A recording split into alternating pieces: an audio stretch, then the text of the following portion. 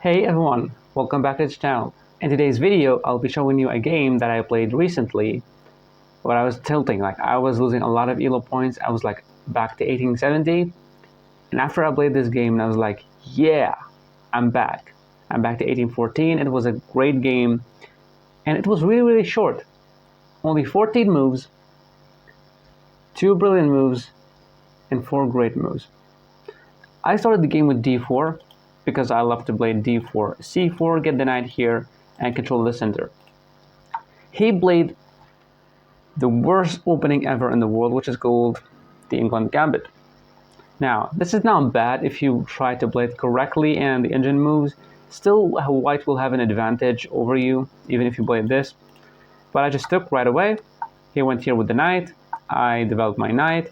And probably he saw a Gotham chess videos like, get the queen here, try to give some checks, you can win in 8 moves and something like that. He went here exactly, played bishop to f4, he placed his check, and everything here is, you saw it before. Then you have to go back with the bishop, because if you don't do anything, you'll lose the bishop. Okay? So you go back with the bishop, he takes. Now the blunder that many people play is bishop to c3. Now this is a blunder because he can play bishop here and he'll be losing the game very soon. So you played the knight to c3. This is the way not to lose this. And then he played knight to b4. Now actually bishop here and knight to b4 are still the same kind of thing, you know, but this is more dubious. This is like really bad. He played this and now he's trying to literally checkmate me. Like, check, I made it.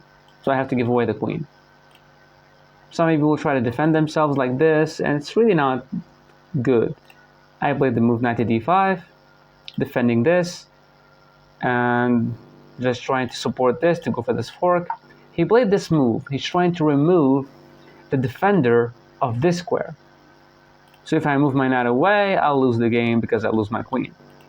But of course, you are not supposed to go back with your pieces. You're supposed to attack your opponent's pieces. So I played rook to b1, attacking his queen. He doesn't have anywhere to go to unless this square, queen to a3, so he doesn't have any kind of takes. Then I developed my knight to a good square. I moved away out of this attack, and I'm attacking his own queen.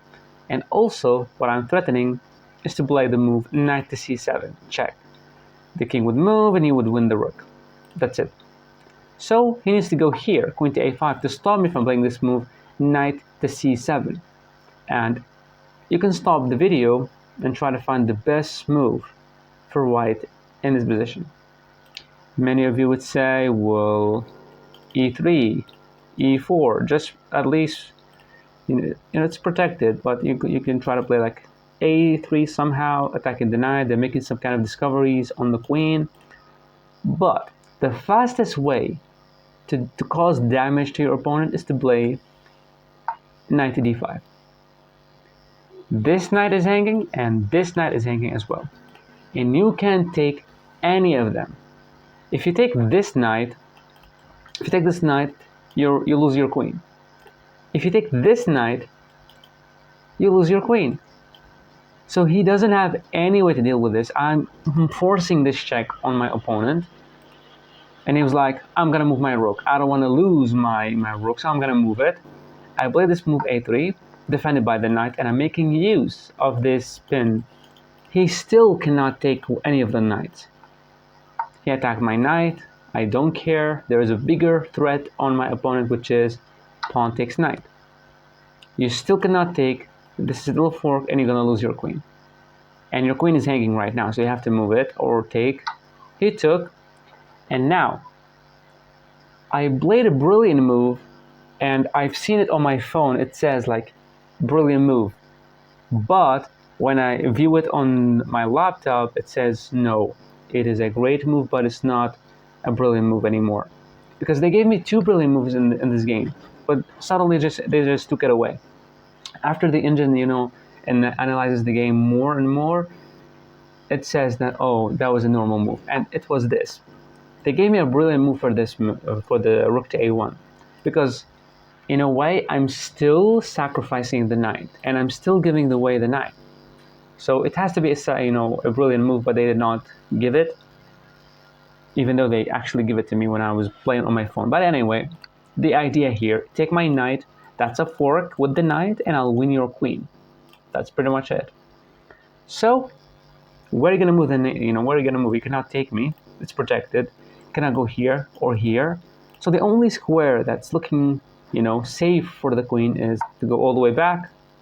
And he could have taken me and make the game a little bit longer, but he went here. Now, I played 100% accurately in this game, but for some reason, they did not give me 100% accuracy. You know why? Because of this. Knight to c7 check.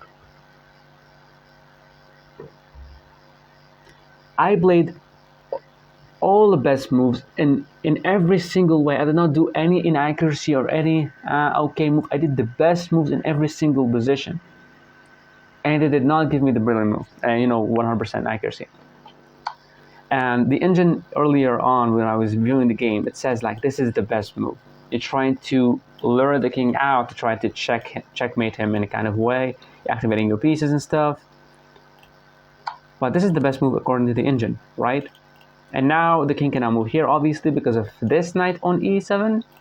And if he takes which he is forced, and now I'll take him with a check, and I just won the queen, it will be very, very easy to win the game from here. And as you can see, we're gonna go back. I literally played all the best moves in the position.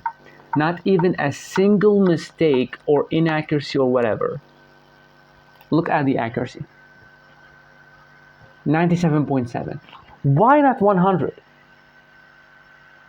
And I also had 2 brilliant moves, but they deducted to only 1, which is really crazy.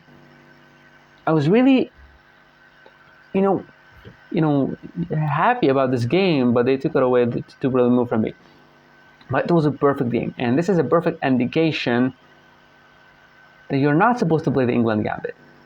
The Englund Gambit, when you gambit a pawn, you can gambit anything. It's not really that much of a gambit, but this one is straight up big ass gambit. Like, you're just literally giving away a pawn for free, and it's going to be very, very tricky for you to actually win the pawn back.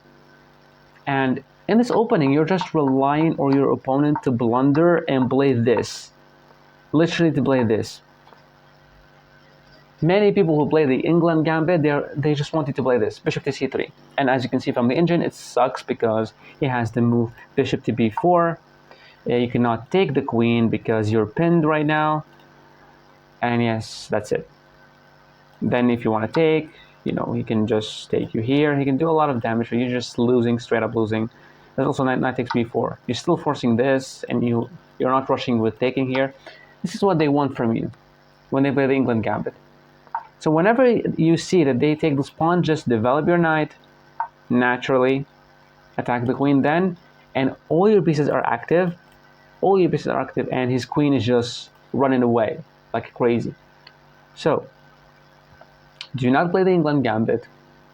And when you encounter someone who plays the Englund Gambit against you, all you need to do is simply take the pawn, defend it with your knight and bishop. Whenever he gives you these checks, develop the knight. Don't go this way. This is the only thing that you're not supposed to do in this position. The only mistake that loses the game is this. So just develop your knight, and you're perfect. And as you can see, he couldn't. You cannot play something that you. At the beginner level, yes, this might work. This might work. Because it's really, really, it seems very nice. The knight is defending the bishop, and the bishop is attacking the queen and defending the rook. It seems very natural to play this move. This is why beginners blunder this. But at a, intermediate level, advanced level, we're both 1800, and this guy played the Englund Gambit against me. Imagine that. That's crazy. And even though I never had 100% accuracy at a game, and they did not give it to me even though I played the best moves in every single Every single move is perfect. So, do not play the Englund Gambit. When your opponent plays the Englund Gambit, take his pawn when they give it to you. They just take the pawn, defend it with your knight and bishop, and then make sure not to play bishop to c3 when he takes this pawn with the queen, and you're perfect. You'll be winning the game, and that's it for today's video. Thank you so much for watching, and I'll see you in the next video. Bye.